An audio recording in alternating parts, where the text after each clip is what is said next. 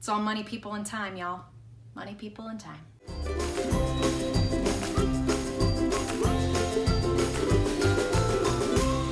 Hey there, welcome back to my channel. You are in the middle of a 4-part series talking about what to do when you lose your job. And this is video number 3, where we talk about the resources that we have. In a time like this, it is easy as a human being to feel the anxiety when your job is taken away. It takes us to this place of despair where we think that nothing will ever be the same and our life is destitute. So one skill I like to implement is looking at the resources that we have at our disposal. And so that's what I'm going to go into in this video. But before we get into that, don't forget to subscribe for a regular, pleasant financial conversation. Think about it. When you lost your job, it took away several things. It took away your schedule, it took away your flow of money, and it took away a lot of people that you were used to encountering on a regular basis. And so when that happens, even as you're looking towards the future, there's some anxiety there because you're not sure, even if you do find a new job, if you're gonna like it, if you're gonna like the people, or if you're gonna be able to match the same type of lifestyle that you've been accustomed to in the past. Before we jump to all of those conclusions, one activity I like to do with folks is to look at the resources that we have. By looking at the resources, we know that we have options. It's gonna help you feel unstuck because right now, likely you feel pretty stuck. So the first resource that I like to look at is obviously money. Money is the one that our mind jumps to anyway, so this should be the easiest one for you to map out. As far as money goes, you want to look at the different pools of money or income streams that are available to you.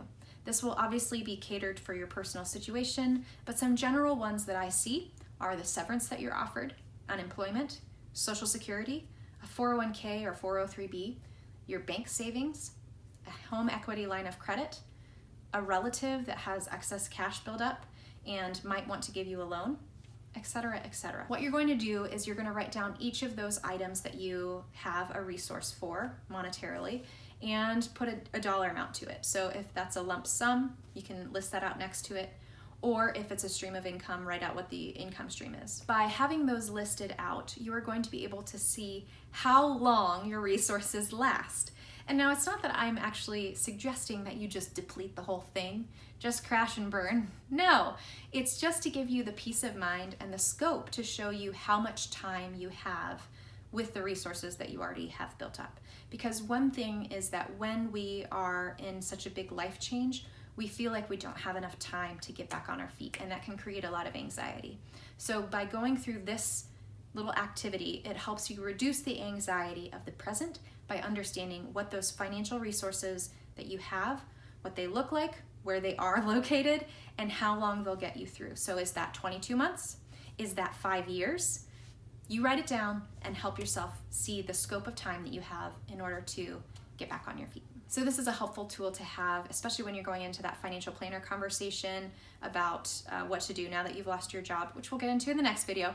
But it's going to help you map out that conversation with a financial planner. And sometimes they can see little loopholes that might apply to you that you should know. But they don't know it if it's not written down. So the next resource that you are going to write down are people. People make the world go round, and people are often your connection to your next job. It's not often just a blind interview. There's usually some sort of lead into a company.